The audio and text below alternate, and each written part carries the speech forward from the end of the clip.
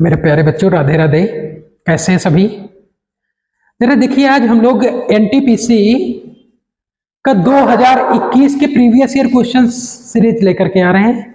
2021 में 10 जनवरी 2021 को जो फर्स्ट शिफ्ट हुई थी उसमें पूछे गए क्वेश्चंस हैं हमारे सामने। इन क्वेश्चंस को सॉल्व करते हैं। 10 क्वेश्चन है, बहुत छोटा सा वीडियो होगा, सभी अंत तक जरूर देखिएगा। देख लेते हैं। एक पहला क्वेश्चन हमारे पास में क्या है, 2 से बड़ी और 30 से कम, कम मतलब छोटी, ऐसी कितनी संख्याएं हैं जो केवल एक और स्वयं से विभाज्य हैं? केवल एक से विभाज्य हैं और स्वयं से विभाज्य हैं। इसका मतलब क्या?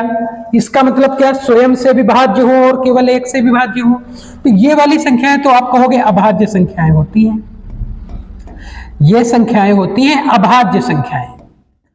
अभाज्य संख्याएं कौन सी होती हैं? जो एक से कटे और स्वयं से कटे। अगर हम ऐसी परिभाषा कोई ऐसे बोले जिसके केवल और केवल 2 फैक्टर हो, हम लोग क्या बोलते हैं? इनको हम लोग प्राइम नंबर बोल रहे होते हैं।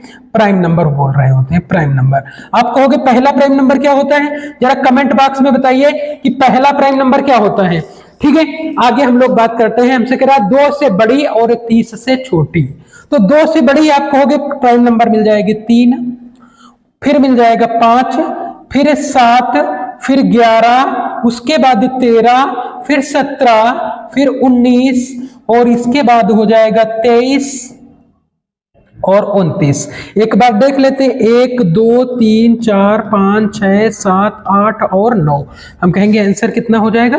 ये आपका आंसर हो जाएगा। बच्चा एक बात और याद रखो, अगर ये आप ना भी हल करते तो भी क्वेश्चन को सॉल्व कर सकते थे। कैसे सॉल्व कर सकते थे? आपको पता है 1 से लेकर के 100 तक, आपको एक बात पता है कि 1 से लेकर के 100 तक, 1 से 100 तक कितनी अभाज्य संख्याएं होती है? 25। कितनी अभाज्य संख्याएं होती हैं? 25। और 1 से लेकर के 50 तक कितनी अभाज्य संख्याएं होती हैं? 1 से लेकर के 50 तक कितनी अभाज्य संख्याएं होती हैं? 15। तो आप कहोगे भैया ये वाली तो हो ही नहीं सकती थी, ये तो हो ही नहीं सकती थी, ये तो हो ही नहीं सकती थी। इसको थोड़ा सा देखने जाते तो आप कह रहे हो कि भाई यहाँ पे कितनी होती है? 15 होती हैं, यहाँ पे 50 तक 15 होती हैं, तो इसके बाद में तो और बहुत सारी संख्याएं बाकी रह जाएंगी, हमें 30 तक ही बताना है, तो 11 भी नहीं होगा। आंसर क्या हो जाएगा? आंसर आपका 9 हो जाएगा। ठीक है, अगर ना पूरे काउंट करते तो भी अगर बेसिक अंडरस्टैंडिंग इतनी होती बेटा कि 1 से लेकर के 100 तक 25 अभाज्य संख्याएं होती हैं और 1 से लेकर के 50 तक कितनी होती हैं? कितनी होती हैं? 25 होती है। जरा कमेंट बॉक्स में एक बात बताइए कि 51 से लेकर के 100 तक कितनी अभाज्य संख्याएं होती हैं? एक बार कमेंट बॉक्स में बताओ बेटा कि 51 से लेकर के 100 तक कितनी अभाज्य संख्याएं होती हैं। आगे आ जाते हैं अगले क्वेश्चन पे। अगला क्वेश्चन ये रहा आपके सामने। अगला क्वेश्चन ये रहा बेटा, एग्जाम में आया हुआ, इसी एग्जाम में आया हुआ क्वेश्चन है। जरा देखो कैसे सॉल्व करोगे इसको। आप कह रहे हो कि भाई कितने अंक बाद दशमलव है? कितने अंक के? यहां पे देखेंगे 1 2 3, 1 2 3, तो हम कहेंगे हाईएस्ट 3 अंक बाद दशमलव है। इसका मतलब जो आंसर आपका आएगा उसके 3 अंक बाद में दशमलव लगा होगा। हम कहेंगे यहाँ पे देखो, यहाँ पे 3 अंक बाद दशमलव है। हम कह रहे हैं यहाँ पे देखो, यहाँ पे कहोगे कि भाई 0 तो यूनिट डिजिट नहीं हो सकता है। जरा देखो यहाँ पे इकाई का अंक कितना होगा? आप कहोगे इकाई का अंक तो 8 ही होगा। इकाई का अंक 8 होगा। हम कहेंगे ये वाला आंसर आपका नहीं हो सकता है, ये वाला आंसर नहीं हो सकता। क्यों? क्योंकि इकाई का अंक कितना होगा? इकाई का अंक 8 होगा। यूनिट डिजिट से हम कर रहे हैं, ये वाला नहीं हो सकता। आप कहोगे ये क्यों नहीं हो सकता? इसमें तो 8 ही है। हमें एक बात ये भी पता है ना कि 3 अंक बाद दशमलव होना चाहिए, यानी कि दशमलव के 3 अंक बाद 8 होना चाहिए। यहाँ पे तो 2 अंक बाद ही है, तो हम कहेंगे आंसर कौन सा हो जाएगा? आंसर यही हो जाएगा। बात समझ में आ रही होगी? बात समझ में आ रही होगी। चलो अगले क्वेश्चन पे आ जाते बेटा। अगला क्वेश्चन ये रहा। अगर नहीं समझ में आ रही, अगर ये क्वेश्चन नहीं समझ में आया तो एक बार कमेंट में बताइएगा और उसके बाद में हम एक बार फिर से आपको बता देंगे। ठीक है, एक बार कमेंट में बताइएगा कि मैंने क्या समझाया है, समझ में आया या नहीं आया। अगले क्वेश्चन पे आ जाते हैं। अगला क्वेश्चन देखो बेटा क्या कह रहा है। त्रिभुज एबीसी की 3 भुजाओं की लंबाई 6 सेंटीमीटर, 4 सेंटीमीटर, 9 सेंटीमीटर है। एक अन्य त्रिभुज डीईएफ जिसकी भुजा 36 सेंटीमीटर है, जो त्रिभुज एबीसी के समान, समान नहीं बच्चा, यहां पे आप कर लेना समरूप, वो गलत टाइप हो गया है, समान नहीं हो सकता। क्यों नहीं समान हो सकता? इसकी जो लंबाई है, इसकी जो साइड्स हैं ये हैं, और इसकी साइड एक 36 दे रखी है। आप कहोगे क्या समान होगा, क्या एरिया समान की बात कर रहा है? नहीं, ऐसा कुछ नहीं कह रहा। आप क्या लिखोगे? आप लिखोगे भैया समरूप है, समान की जगह पे समरूप लिख लेना। ठीक है, आगे क्या कह रहा है? कह रहा है त्रिभुज DEF का सबसे बड़ा संभाव्य मान ज्ञात कीजिए, सबसे बड़ा संभाव्य परिमाप ज्ञात कीजिए, यानी कि हाईएस्ट परिमाप कितना हो सकता है, और इसके ये समरूप है, समरूप है। तो आपको पता है भैया कि एक त्रिभुज है जिसका नाम है ABC, और एक दूसरा त्रिभुज है जिसका नाम क्या है? जिसका नाम है DEF। ठीक है, यहां पे हमको समरूप है तो ऊपर D लिखना पड़ेगा, DEF। कह रहा है ये इसके समरूप है, दोनों समरूप है, दोनों सिमिलर हैं, तो हम कहेंगे इसकी भुजाओं का अनुपात इसकी भुजाओं के अनुपात के बराबर होगा, अनुपात सेम होगा।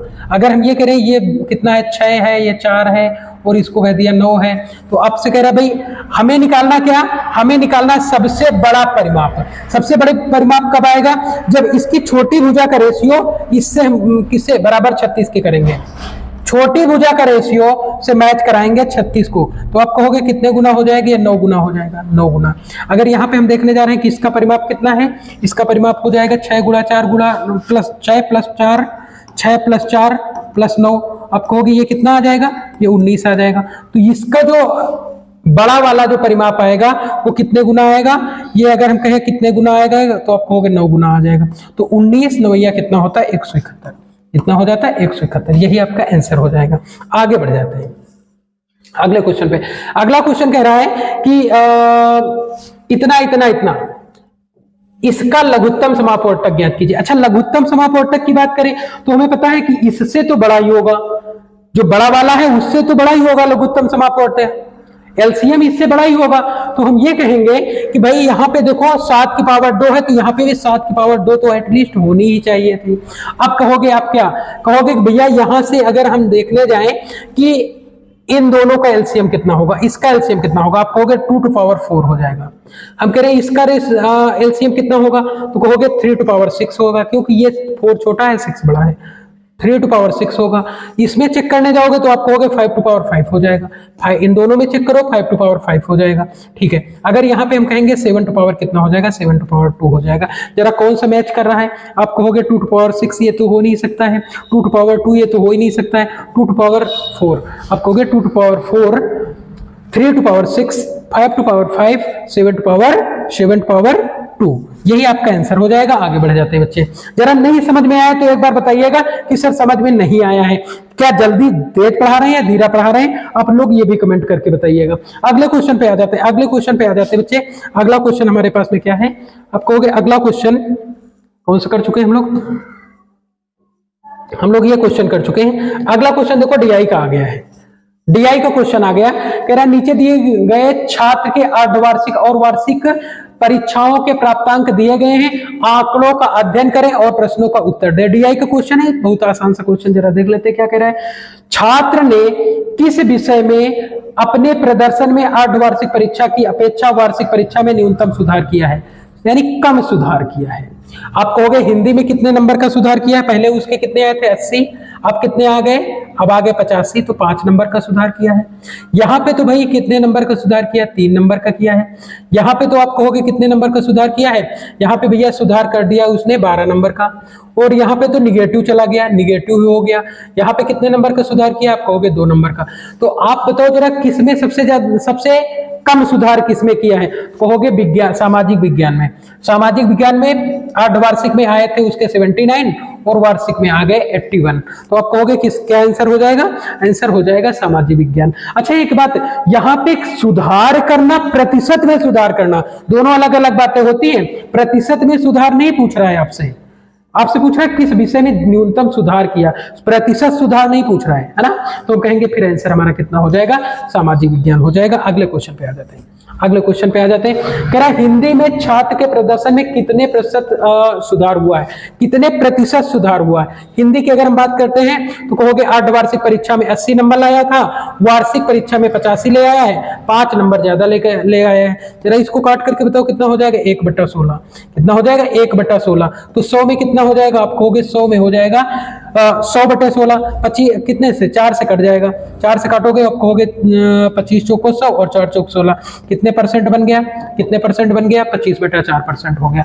बात समझ में आ रही बच्चा? एक बार बताओ, अगर समझ में आ रही है तो एस लिख करके कमेंट बॉक्स में भेजिए कि एस, हाँ समझ में आ रही है, बहुत बढ़िया तरीके से समझ में आ रही है। और ये भी बताना है कि भाई क्या करूं, ऐसे कंटिन्यू क्लास लेकर के आता हूं, रोज एक वीडियो लेकर के आते रहेंगे आपके लिए प्रीवियस ईयर क्वेश्चंस का।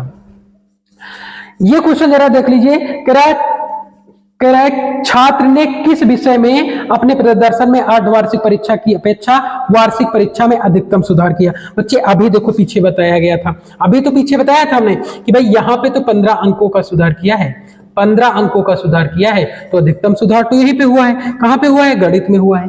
अधिकतम सुधार कहां पे हुआ है? गणित में हुआ। बात समझ में आ रही होगी। अगले क्वेश्चन पे बढ़ जाते हैं। अगला क्वेश्चन देखो हमारे पास में क्या कह रहा है, बहुत बढ़िया क्वेश्चन है, लाजवाब क्वेश्चन है बच्चे, एक बार ध्यान से करो, अपने आप से आंसर भी बताना है आपको, ठीक है। आ जाते हैं, क्या कह रहे हैं, कह रहा है अमृत ने 1 वर्ष के लिए 10% वार्षिक साधारण ब्याज की दर पर कुछ धनराशि उधार ली, अविनेश ने उतने ही समय के लिए उतनी ही धनराशि उसी दर पर उधार ली, और उसी दर पर, लेकिन कैसे ली? चक्रवृद्धि ब्याज की दर पर, वो भी कैसे?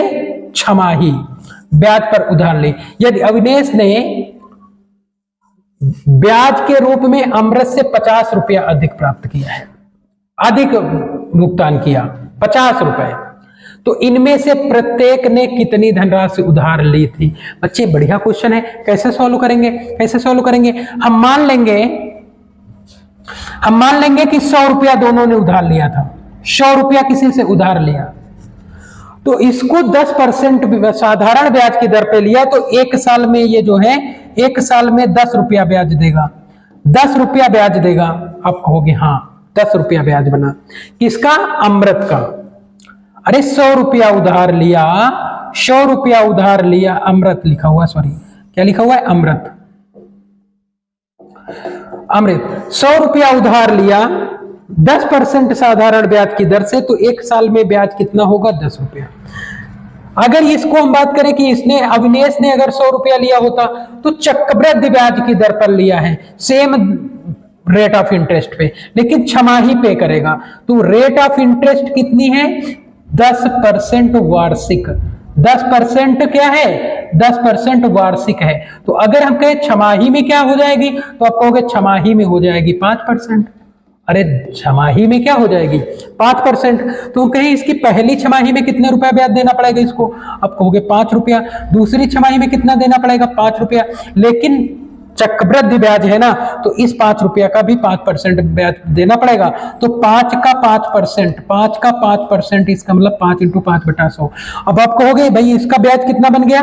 इसका ब्याज बन गया 10 रुपया प्लस 5 का 5%, यानी कि 0.25, इतना ज्यादा। अब क्वेश्चन में कह रहा है इसकी वैल्यू कितनी है? 50 ज्यादा है। इसकी वैल्यू कितनी ज्यादा है? 50 रुपया ज्यादा है। तो अगर हम ये कहें कि 25.25 की वैल्यू इतनी है, तो 1 यूनिट की वैल्यू 0.25 का मतलब कितना हो जाता है? 0.25 का मतलब 1/4। इसकी वैल्यू कितनी है? 50, तो 1 यूनिट की वैल्यू कितनी हो जाएगी? 1 यूनिट की वैल्यू 200 हो जाएगी। हमसे कह रहा है प्रत्येक ने कितनी धनराशि लिया था? 100 लिया था। तो आप कहोगे 1 यूनिट की वैल्यू अगर 200 है तो 100 यूनिट की वैल्यू कितनी हो जाएगी? हम कहेंगे डबल जीरो और चिपका दो, बस यही आंसर हो जाएगा। डबल जीरो चिपका दो, तो डबल जीरो चिपकाने जाएंगे, हम कहेंगे आंसर कितना हो जाएगा? 20,000 आंसर हो जाएगा। बात समझ में आ गई होगी। आगे बढ़ जाते बच्चे। ऐसा क्वेश्चन कभी भी आ जाए तो आपको क्या कर लेना है? आपको कर लेना d²/100, इतना ज्यादा इसकी तुलना कर लेना है 50 से। आप कहोगे ये भी 0.25 आ जाएगा, 0.25 की तुलना 50 से कर लोगे, और उसके बाद देखोगे 100 यूनिट की वैल्यू कितनी आ रही है। आगे बढ़ जाते हैं अगले क्वेश्चन पे। अगला क्वेश्चन देखो, सुनील हर माह अपने मासिक वेतन का 51,000 रुपए 2/17% बचाता है, प्रति माह वो कितनी धनराशि की बचत करता है? ये तो बहुत आसान सा क्वेश्चन है। का मतलब क्या होता है? का मतलब होता है गुणा। का मतलब क्या होता है? का मतलब होता है गुणा। तो हम कहेंगे 51,000 का 2/17 बचा रहा है, 17 से काट देंगे, 17 तो 51, 3,000 का इंटू 2, 3,000 इंटू 2 कितना आ जाएगा? 6,000 आंसर हो जाएगा। आगे बढ़ जाते हैं, अगले क्वेश्चन पे आ जाते हैं।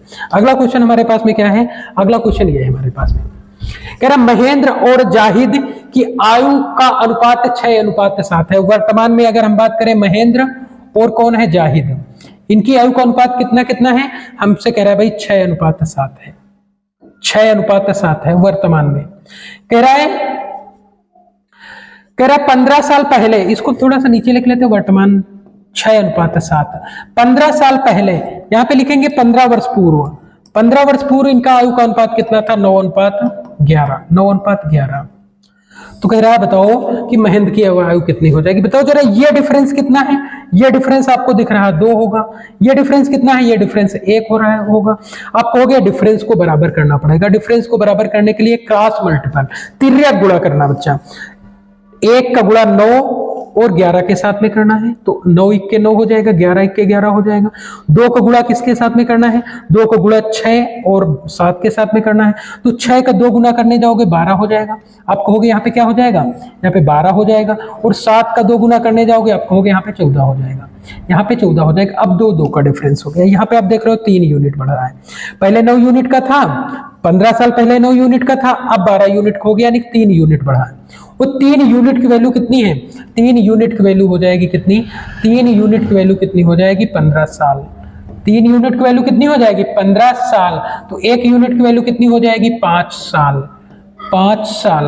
अब हमसे क्या पूछ रहा है, हमसे कह रहा है कि महेंद्र की वर्तमान आयु ज्ञात कीजिए। महेंद्र की, अच्छा 12 14 के, अच्छा ठीक है, महेंद्र की वर्तमान आयु ज्ञात कीजिए। तो महेंद्र की वर्तमान आयु तो ये वाली है, तो 12 यूनिट की वैल्यू बतानी है, 12 यूनिट की वैल्यू, 12 यूनिट की वैल्यू कितनी हो जाएगी, 60, कितनी हो जाएगी, 60। और ये हमारा क्या हो जाएगा, आंसर। बच्चे 10 क्वेश्चन आज लेकर के आए थे हम, 10 क्वेश्चन आपको करा दिए।